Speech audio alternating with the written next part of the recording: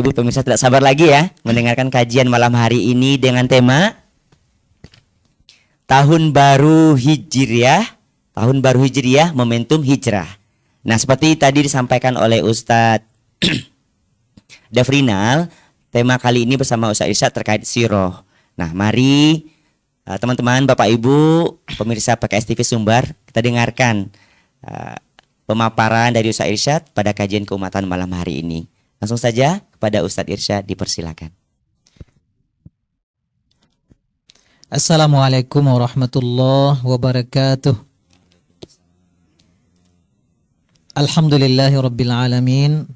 Wassalatu wassalamu ala ashrafil anbiya'i wal mursalin, Nabiyyina Muhammadin wa ala alihi wa sahbihi ajma'in. Asyhadu an la ilaha illallah waliyus salihin. Asyhadu anna Muhammadan abduhu wa rasuluh. Arsalahu Allahu rahmatan lil alamin. Usikum wa nafsi bitaqwallah. Faqad fazal muttaqun. Ya ayyuhalladzina amanu taqullaha haqqa tuqatih wa la tamutunna illa wa antum muslimun. Qala Allah Ta'ala fi kitabihil karim, a'udzu billahi minasyaitonir rajim. Bismillahirrahmanirrahim. Alladzina amanu wa hajaru wa jahadu fi sabilillahi bi amwalihim wa anfusihim a'zamu darajatan 'indallah wa ulaika humul faizun. Orang-orang yang beriman dan orang-orang yang berhijrah dan orang yang berjuang di jalan Allah dengan harta mereka dan jiwa mereka adalah yang paling agung derajatnya di sisi Allah. Dan merekalah orang-orang yang menang. Firman Allah surat At-Taubah ayat 20. Wa qala Rasulullah sallallahu alaihi wasallam, innamal a'malu binniyat wa innama likulli imri'in ma nawa. Faman kanat hijratuhu ila Allah wa rasulih fahijratuhu ila Allah wa rasulih. Wa man kanat hijratuhu lidunya yusibuha aw imra'atin yankihuha fahijratuhu ila ma hajara ilaih. Muttafaqun alaih. Telah bersabda Rasulullah sallallahu alaihi wasallam, sesungguhnya amalan-amalan itu tergantung kepada niat. Dan sesungguhnya seseorang hanya memperoleh apa yang dia niatkan. Maka barang siapa yang hijrahnya menuju Allah dan Rasulnya, maka hijrahnya menuju Allah dan Rasulnya. Dan barang siapa yang hijrahnya karena ingin mendapatkan dunia atau karena perempuan yang ingin dinikahinya, maka hijrahnya hanyalah untuk itu saja. Hadis diriwayatkan oleh Imam Bukhari dan Imam Muslim dalam sahihnya. Bapak-bapak, ibu-ibu, saudara-saudari, para pemirsa PKS TV Sumatera Barat yang dirahmati Allah, para ustadz, pengurus, DPW, DSW, dan MPW PKS Sumatera Barat, baik juga yang hadir di studio PKS Sumatera Barat ataupun yang menyimak secara online langsung live streaming kegiatan kita ini. Buah nangka, buah jambu, buah markisa, buah delima. Siapa yang suka menuntut ilmu, dia di jalan Allah selama-lamanya. Pantun ini sejalan dengan hadis Nabi yang tadi sudah disampaikan oleh Ustadz Haji Uliadi Esmar LCMA dalam pengantarnya. Hadis Nabi SAW, man kharaja fi talabil ilmi fahuwa fi sabilillahi hatta yarja. Barang siapa yang pergi untuk menuntut ilmu, maka dia di jalan Allah sampai dia kembali.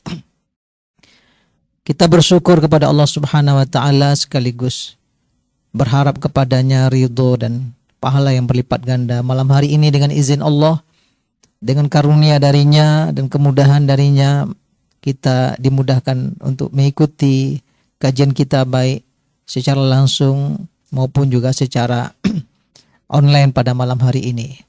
Mudah-mudahan kajian ini menjadi amal soleh bagi kita semuanya, terutama bagi saya sendiri yang menyampaikan dan untuk kita semua, yang kemudian Allah letakkan di timbangan amal soleh kita di akhirat. Kemudian mari kita berselawat untuk junjungan kita Nabi besar Muhammad sallallahu alaihi wasallam. Allahumma salli ala Muhammad wa ala alihi wa sahbihi ajma'in. Semoga kita senantiasa dibimbing oleh Allah untuk mencintai sunnah-sunnah Rasulullah, ikut serta mengikuti jejak langkah perjuangannya, dan ikut serta berperan dan berkontribusi dalam menegakkan dakwah dan risalah Nabi Muhammad SAW. Bapak Ibu, saudara-saudari hamba-hamba Allah rahimakumullah. Masih di awal momen tahun baru Hijriah 1444 Hijriah. Tahun baru Hijriah adalah sebuah momen yang sangat berharga. Adalah sebuah momen yang penting bagi umat Islam. Sangatlah tepat ketika Khalifah Umar bin Khattab radhiyallahu anhu ardah menjadikan momen hijrah Rasulullah sallallahu alaihi wasallam sebagai awal penghitungan tahun 1 bagi umat Islam. Izinkan sedikit Bapak Ibu, saudara-saudari hadirin dan hadirat, kita mundur sedikit ke belakang.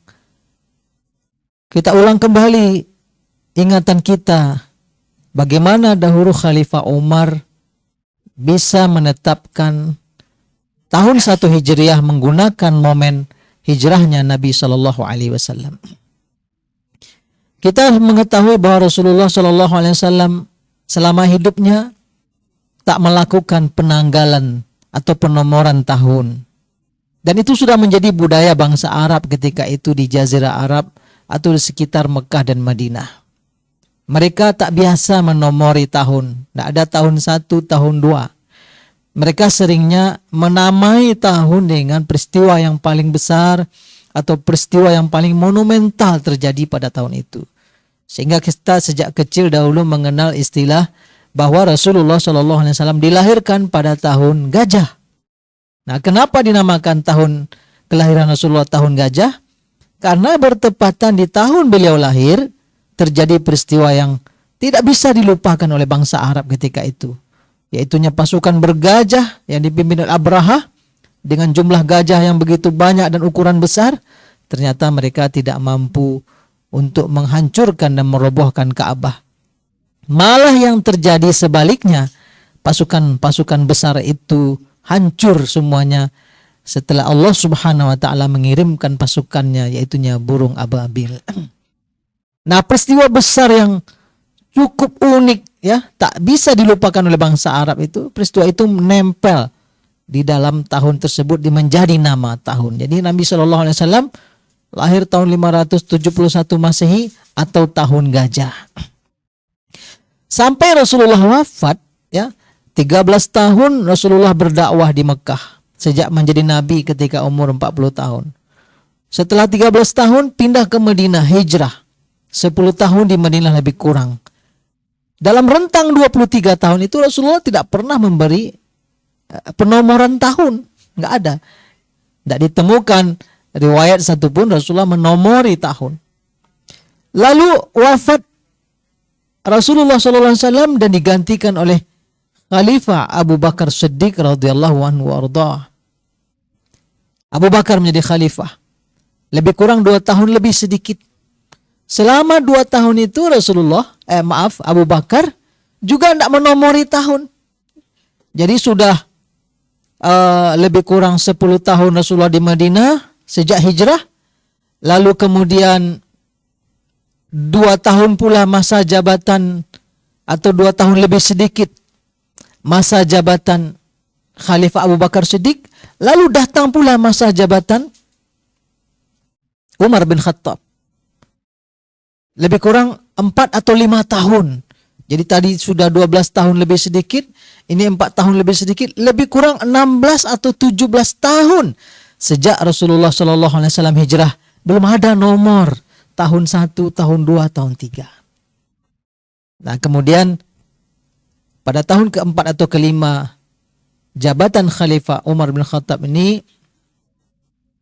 rupanya terjadi sebuah peristiwa di mana salah seorang gubernur Umar, yaitunya Abu Musa al-Asy'ari yang menjadi gubernur di Basrah ketika itu, dia ragu karena dia menerima surat dari Khalifah Umar. Dari waktu ke waktu terima surat, ada instruksi, mungkin ada perintah atau ada aturan baru dan sebagainya. Jadi suatu hari dia melihat surat, dia ragu dan bingung, ini surat yang kapan ini? Surat yang ini bulannya Sya'ban. Ini Sya'ban sekarang atau Sya'ban kemarin?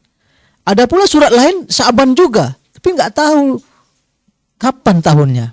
Sehingga itu kemudian menimbulkan keraguan-raguan, kebingungan, dan itulah yang mengawali terjadinya diskusi para sahabat. Diundang oleh Umar bin Khattab mendiskusikan, kita perlu menomori tahun milik kita, milik umat Islam. Kalau nomor tahun yang lain sudah ada, Romawi sudah menomori tahunnya, orang-orang Nasrani ada tahun Masehi, sudah ada nomornya. Tapi kemudian Umar mengajak para sahabat bermusyawarah. Nah, ada usulan-usulan, ya. Ada di antara sahabat yang mengusulkan kita jadikan tahun 1 itu di tahun Nabi lahir. Nah, kita hitung satunya dari sana begitu. Tapi usulan ini tidak diterima oleh forum karena menjadikan kelahiran Nabi sebagai tahun 1 terkesan menyerupai orang-orang Kristen atau menyerupai orang-orang Nasrani. Mengambil hari kelahiran Nabi Isa sebagai tahun 1. Ditambah lagi ada keraguan-raguan atau ketidakpastian, ini tahun berapa ini? Tahun lahirnya Nabi ini. Nah, itu ada keraguan-raguan juga. Ada usulan kedua, kita jadikan tahun 1 itu di tahun Nabi ditunjuk sebagai Nabi. Di tahun Nabi Muhammad ditunjuk sebagai Nabi dan Rasul, menerima wahyu pertama kali. Itu jadikan sebagai tonggak dasar menghitung tahun 1. Dan ini usulnya wajar. Lahirnya Nabi, jadi Nabi ketika umur 40 tahun, ya itulah awalnya syariat Islam, iya kan? Wajar itu jadikan tahun 1. Logis rasanya. Oh, tapi para sahabat kemudian tidak sepakat juga menerima usulan ini. Karena lagi-lagi tahunnya dikeragui itu tahun berapa begitu. Karena selama ini tak pernah dicatat. Ada juga yang mengusulkan ikut sajalah hitungan tahun Romawi, pakai aja itu. Tapi itu juga tidak berkenan forum menerimanya. Dalam riwayat dikatakan yang mengusulkan berikutnya itu adalah Ali bin Abi Thalib. Dia mengusulkan bagaimana kalau tahun Rasulullah hijrah dari Mekah ke Madinah itu kita hitung sebagai tahun 1. Karena hijrah ke Madinah itulah sebagai tonggak sejarah berdirinya peradaban Islam. Rasulullah menjadi pemimpin di Madinah. Kaum muslimin menjadi ada punya pemimpin, punya rakyat, punya tanah air. Itulah sebuah peradaban yang komplit, peradaban yang lengkap. Berbeda dengan di Mekah. Mungkin ada kaum musliminnya, pemimpinnya Rasulullah, tapi bukan memiliki kekuasaan di Mekah. Maka ketika kaum muslimin di Madinah sudah lengkap, maka Umar sangat cenderung, sangat senang dengan usulan ini. Ya, sangat dia apresiasi. Dan bahkan kemudian sahabat teringat dengan firman Allah dalam surat Taubah. La masjidun ussisa ala taqwa min awwali yaumin ahaqqu an taquma fih. Sungguh masjid yang dibangun berdasarkan ketakwaan sejak hari pertama. Hari pertama ini yang menarik perhatian para sahabat ini. Ini apa? Kenapa Allah katakan hari pertama? Ketika Rasulullah membangun masjid di atas landasan takwa. Ini masjid apa? Masjid Quba ketika hijrah. Dan itu dianggap hari pertama. Akhirnya forum sepakat menerima momen hijrah Nabi SAW menjadi tonggak sejarah berdirinya peradaban Islam dan menjadi tonggak sejarah eksistensi kaum muslimin. Ada pemimpin, ada rakyat, ada tanah air yang mereka berada di sana. Maka jadilah hitungan 1 mulai di tahun Nabi hijrah dan peristiwanya sudah 17 tahun sebelumnya. Jadi ketika ditetapkan oleh Umar, udah langsung tahun ke-17 begitu. Nah, Bapak Ibu, kaum muslimin dan kaum muslimat, saudara-saudari, hamba-hamba Allah rahimakumullah. Betapa Umar bin Khattab merasakan betapa pentingnya, urgennya peristiwa hijrah. Bahkan diabadikan sebagai menghitung tahun 1, tahun 2 yang akan dihitung terus setiap tahun. Maka menurut kami wajar kemudian setelah itu umat Islam mesti mengabadikan, menggunakan tahun Hijriah. Umar sendiri yang menetapkannya. Rasul tidak pernah mengajarkan itu. Dikukuhkan sebagai jati diri, identitas kaum muslimin. Orang lain sudah punya, ya silakan. Kita punya penghitungan sendiri, yaitunya tahun Hijriah, yang sekarang kita sudah memasuki tahun 1444.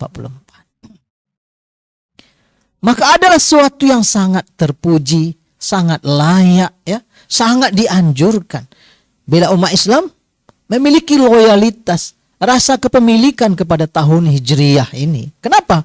Iya, dia kaitannya langsung dengan Rasulullah Shallallahu Alaihi Wasallam. Dia kaitannya langsung tentang eksistensi umat Islam, tentang hadirnya peradaban kaum muslimin. Maka tidaklah tepat kalau kemudian menganggap penting tahun baru Hijrah ini, menjadikannya sebuah sesuatu yang monumental, bukan menjadikannya sebagai sebuah hari raya, tidak. Menjadikannya sebuah momentum yang sangat mahal, berharga, perlu dikawal, dirawat, dijaga oleh umat Islam, sama sekali itu bukanlah perbuatan bid'ah. Justru umat Islam akan terus semakin kuat loyalitasnya, kesetiaannya, keberpihakannya kepada Rasulullah SAW, kepada peristiwa hijrah Nabi SAW. Ini sebagai landasan bagi kita, kenapa kita perlu menjadikan momentum peristiwa hijrah sebagai kebangkitan bagi umat Islam.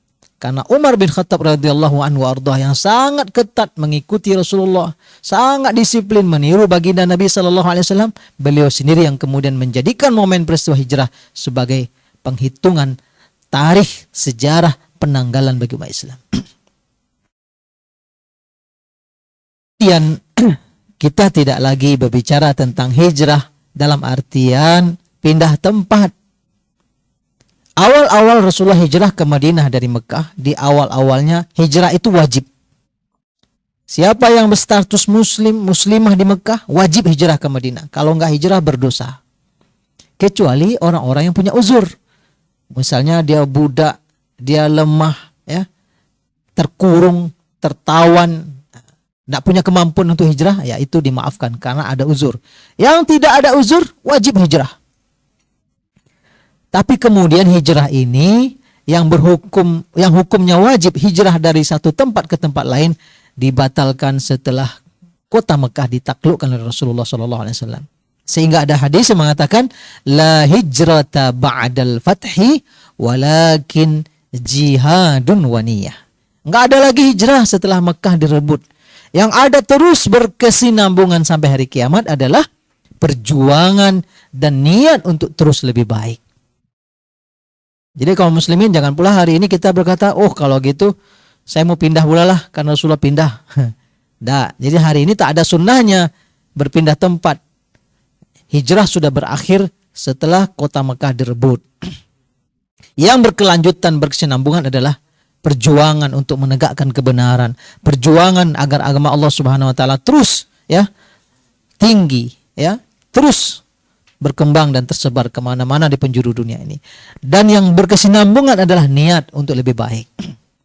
Dari surah At-Taubah ayat 20 yang kita baca di pembukaan kajian kita ini, Allah Subhanahu wa taala berfirman, alladzina amanu, orang-orang yang beriman, wahajaru, dan orang yang hijrah, wajahadu fi sabilillahi bi amwalihim wa anfusihim, dan berjuang di jalan Allah dengan harta mereka, dengan jiwa mereka, a'zamu darajatan 'indallah, adalah orang yang paling agung derajatnya di sisi Allah. Jadi siapa tadi orangnya? Orang yang beriman, orang yang berhijrah, orang yang berjuang di jalan Allah dengan jiwa dan hartanya. Ayat ini berlaku sampai akhir zaman. Ayat ini berlaku sampai hari kiamat. Surat Taubah kita baca setiap hari, ada dalam Al-Quran. Berarti bagaimana menerapkannya? Ya kita terapkan, kita amalkan ayat ini. Beriman masih terus berlanjut, berhijrah masih terus berlanjut, berjuang di jalan Allah dengan harta dan jiwa masih terus berlanjut. Karena orang-orang yang punya kategori semacam inilah yang dikatakan oleh Allah a'zamu darajatan indallah. Mereka yang paling agung derajatnya di sisi Allah. Wa ulaika humul faizun. Bahkan Allah tambahkan, dan merekalah orang-orang yang menang. Maka hijrah adalah obsesi orang beriman. Hijrah dalam arti apa? Tidak lagi hijrah dalam artian pindah dari satu tempat ke tempat lain. Bukan lagi hijrah dalam artian pindah dari satu negara ke negara lain. Pindah dari satu provinsi ke provinsi lain. Ya, itu silakan saja kalau kita sedang berpindah kerja, mencari sumber kehidupan yang halal, itu boleh, mubah ya. Berpindah kerja dan profesi dari sebuah kota ke kota lain, dari sebuah provinsi lain, silakan. Itu halal, mubah. Kecuali kalau kita berpindah mungkin ke tempat yang kemudian kita menjadi sulit menyembah Allah Subhanahu wa taala. Nah, berarti yang berkelanjutan apa? Hijrah ma'nawiyah ya. Hijrah maknanya, kandungan hijrah itu. Apa itu? Berpindah dari kondisi yang tidak baik ke kondisi yang baik. Dari kondisi yang baik pindah ke kondisi yang lebih baik, itu hijrah. Nah, tadi kita kutip hadis sahih muttafaqun alaih, hadis Bukhari dan Muslim. Hadis yang sangat terkenal, hadis dari Umar bin Khattab. Ya, sesungguhnya amalan-amalan kita itu tergantung niat, dan seseorang akan memperoleh apa yang diniatkan. Lalu Rasulullah tambah penjelasan, "Faman kanat hijratuhu ilallahi wa rasulih, fahijratuhu ilallahi wa rasulih." Siapa yang hijrahnya menuju Allah dan Rasulnya, maka hijrahnya menuju Allah dan Rasulnya. Dia capai, dia peroleh, dia raih hijrah dengan makna itu.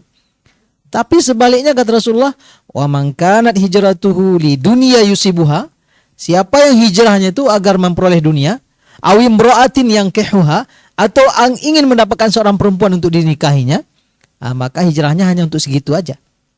Enggak dapat ridho Allah, enggak dapat pahala ya. Enggak dapat kemenangan di dunia dan di akhirat. Berarti hadis ini juga mengajarkan hijrah itu adalah berpindah kepada perintah Allah, berpindah kepada ajaran dan tuntunan Rasulullah Shallallahu Alaihi Wasallam. Dan itu yang terjadi ketika Rasulullah hijrah bersama para sahabat. Tidak sekedar pindah tempat, tapi kemudian hadir keimanan, hadir amal soleh, hadir perjuangan-perjuangan para sahabat setelah mereka berada di Madinah. Oleh karena itu pada momen kita tahun baru Hijriah 1444 ini, kaum muslimin, Bapak Ibu, saudara-saudari yang dirahmati Allah, harus kita jadikan sebagai pemicu dan pendorong kita untuk kemudian melakukan perbaikan-perbaikan dalam kehidupan kita. Setidaknya saya pribadi mengajak diri saya sendiri dan kita semuanya, kita terus melakukan hijrah. Pertama, hijrah apa yang kita lakukan? Hijrah i'tiqadiyah. Hijrah dari sisi akidah. Maksudnya kita pindah akidah? Bukan. Kita terus rapikan akidah kita. Kita terus perbaiki keyakinan kita kepada Allah. Terus kita murnikan tauhid kita kepada Allah Subhanahu wa taala, karena ini pokok, ini landasan, ya. Ini asal dari segala asal untuk kita memperoleh keridhaan dari Allah Subhanahu wa taala. Jangan sampai seorang merasa sudah hijrah ya. Seseorang sudah merasa mentaati Allah Subhanahu wa taala, tapi kemudian tanpa disadarinya dia masih terjebak dalam perbuatan-perbuatan yang merusak akidah, yang mengganggu tauhid, terlibat dalam perbuatan syirik misalnya. Lihatlah Bapak Ibu, di sekitar kita masih banyak yang ikut perdukunan, ya, percaya dengan ramalan-ramalan nasib, ya, tebakan-tebakan bulan lahir, tanggal lahir.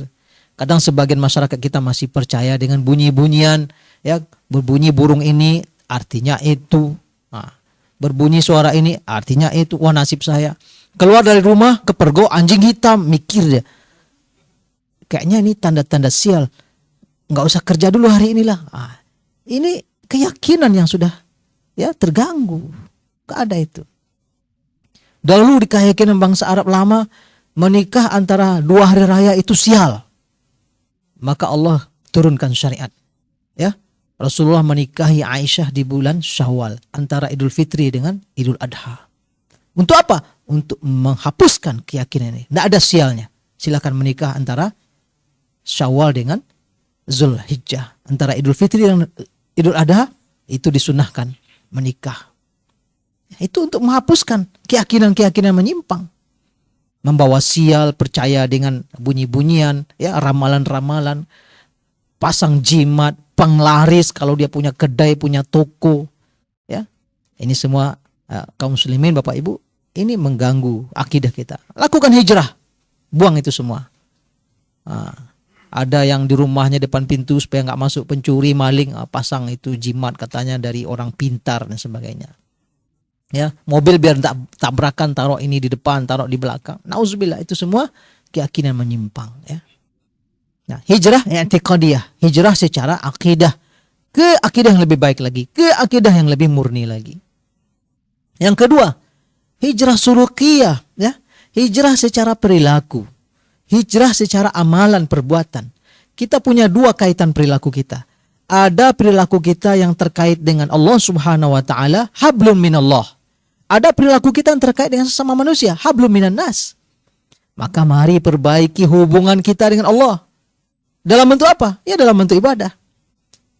Kalau selama ini solat wajib kita, ya, tidak 5 waktu berjamaah, masih bolong-bolong berjamaah, segera perbaiki, jadikan berjamaah 5 waktu. Kalau selama ini sudah berjamaah 5 waktu, naikkan kelasnya. Berusaha selalu dapat takbiratul ihram bersama imam. Rasulullah SAW dalam hadis sahih mengatakan, siapa yang 40 hari selalu sholat berjamaah 5 waktu sehari semalam, mendapatkan takbiratul ihram bersama imam, dibebaskan dari 2 hal. Diberi 2 bara'ah, 2 kebebasan oleh Allah. Bara'atun minan nifaq wa bara'atun minan nar. Terbebas dari kemunafikan, terbebas dari api neraka. Nah, kejar ini, ya. Perbaiki tilawah kita. Selama ini jarang baca Al-Quran, jadikan lebih sering.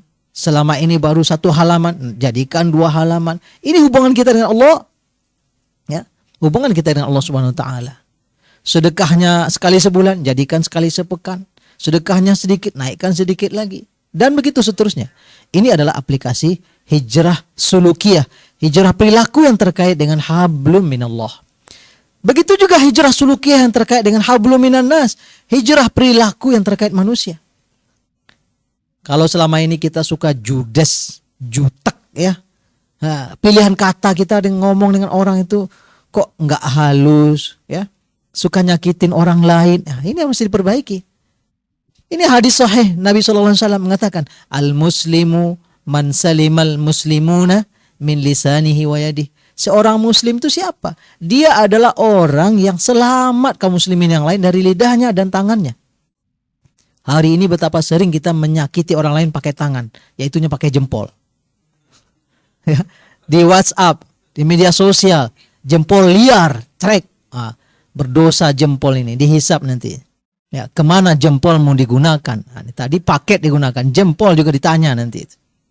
Ya, jadi Rasulullah katakan seorang muslim itu adalah orang yang selamat kaum muslimin yang lain dari lidahnya dan jari tangannya. Betul, tangan hari ini luar biasa menyakiti orang lain. Mungkin kita nggak pukul orang lain, tapi kita pukul dia dengan jempol kita. Ya. Lanjutan hadis, wal muhajir man hajara manahahullahu anhu. Dan si muhajir itu siapa? Orang yang berhijrah itu siapa? Orang yang meninggalkan apa yang Allah larang. Mari kita lebih ramah kepada sesama saudara kaum muslimin. Perbedaan-perbedaan pendapat mari kita hindari.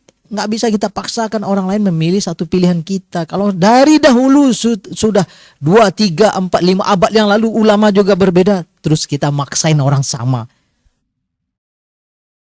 Berbeda pilihan-pilihan dalam fikih, dalam beramal. Jangan membuat kita bertikai, jangan membuat kita saling benci. Tepuk tangan musuh-musuh Allah Subhanahu wa taala, senang iblis dan syaitan. Tanpa bertugas mereka, kita ambil alih pekerjaannya. Nah, itu hijrah sulukiyah. Ya, mari bersama kaum muslimin saling mendekat, saling menghargai, saling menghormati, ya. Kita beri ruang uzur untuk saudara-saudara sesama iman, sesama kaum muslimin. Kok dia tersalah? Mungkin dia ada kekhilafan. Kok dia ada uzur? Cari, nggak ada uzur 1, uzur 2, sampai 30 uzur. Boleh kita cari untuk saudara kita. Itu yang kedua, hijrah sulukiyah. Yang ketiga, hijrah syu'uriyah. Hijrah perasaan. hijrah kepekaan. Hadirkan dalam diri kita tuh rasa kepekaan. Ada maksiat di sekitar kita, santai aja. Berarti hati kita, rasa kita, ya, sensitivitas kita belum hijrah. Ya. Orang berbuat dosa ramai di sekitar itu, kita nimbrung di sana santai-santai aja, kayak nggak ngaruh apa. Hati-hati, kalau hati sudah mulai tidak transparan menangkap sesuatu yang tidak baik. Pada Rasulullah SAW dalam hadis Sahih Muslim dari Abu Sa'id Al-Khudri mengatakan, Man ra'a minkum munkaran falyughayyirhu biyadihi. Siapa di antara kalian melihat kemungkaran, rubah dengan tangan. Fa illam yastati' fa bilisani. Kalau nggak sanggup, ya dengan lidah. Karena kita lemah, kita nggak punya kekuasaan. Dengan tangan itu pemerintah yang bisanya. Dengan lidah mungkin ulama. Serendah-rendahnya. Fa illam yastati' fa biqalbi. Dengan hati. Hati kita nggak setuju dengan itu. Ya, berangkat pergi kita. Nah, ini hijrah syu'uriyah. Para sahabat dibina oleh Rasulullah SAW untuk mengaplikasikan ini. Perbaiki hubungannya dengan Allah, perbaiki keyakinannya, perbaiki sikap, perbaiki rasa. Perbaiki rasa. Terakhir, yang keempat, mungkin yang bisa kita aplikasikan hijrah juga pada masa saat ini adalah hijrah fikriyah. Hijrah secara fikrah. Hijrah secara pemikiran, pemahaman. Bahwa kita berpikir tentang Islam ini secara komprehensif. Ya, tidak sepotong-sepotong. Islam ini mencakup seluruh sisi kehidupan. Islam akidah iya, ibadah iya, muamalah iya. Islam di situ ada sosial, ada ekonomi, ada ilmu pengetahuan, ada kepedulian, ada berbagi. Semuanya itu diatur, diajar dalam Islam. Mari kita berpikir bahwa sedikit pun kita berperan, berkontribusi untuk Islam ini, insya Allah akan membuat agama ini terus menjadi lebih baik, menjadi semakin terhormat dan jaya. Jangan sampai kemudian perbuatan, perilaku kita ikut serta meruntuhkan agama. Ya, kan Rasulullah katakan siapa yang meninggalkan sholat, ya dia telah menghancurkan agama, karena sholat itu tiang agama. Gara-gara kita nggak sholat, kita berperan untuk menghancurkan agama. Mari kita berpikir lebih luas, berpikir komprehensif, berpikir Islam secara sumul, secara menyeluruh, agar kemudian cara berpikir yang komprehensif ini meminimalisir pertikaian, perbedaan, permusuhan, memperdekat jarak antara sesama kita. Para ulama tanah air dahulu, para sunan-sunan luar biasa. Negeri kita, Indonesia ini dulu mayoritasnya non-muslim. Sekian abad yang lalu. Tanpa ada perang, tanpa ada pertumpahan darah, luar biasa para sunan itu. Masuk ke tanah air ini lalu sekarang kita temukan negeri kita ini mayoritas muslim. Tidak ada perang, tidak ada pembunuhan, tidak ada pembantaian. Dengan damai. Itu luar biasa. Saya pribadi nggak bisa bayangkan. Gimana dulu para ulama berdakwah. Menyuruh orang khitan aja yang sudah besar-besar umurnya karena baru masuk Islam. Itu nggak mudah itu. Tapi mereka berhasil menyelesaikan itu. Nah, jangan sampai udah susah-susah ulama memasukkan orang ke Islam. Kita mengeluarkan orang dari Islam.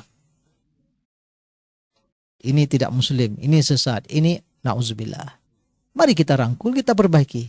Yang salah kita perbaiki kesalahannya. Di tempat-tempat yang layak, di bilik-bilik yang cocok. Tidak mesti kita umbar di depan publik. Akhirnya sesama umat Islam saling membuka kekurangan dan kelemahan. Wallahu a'la wa a'lam bissawab. Aqulu qouli hadza wa astaghfirullah li wa lakum wa lisairil muslimin wal muslimat wal mu'minina wal mu'minat fastaghfiruh innahu huwal ghafurur rahim. Wallahu a'la wa a'lam bissawab. Wassalamu alaikum warahmatullahi wabarakatuh.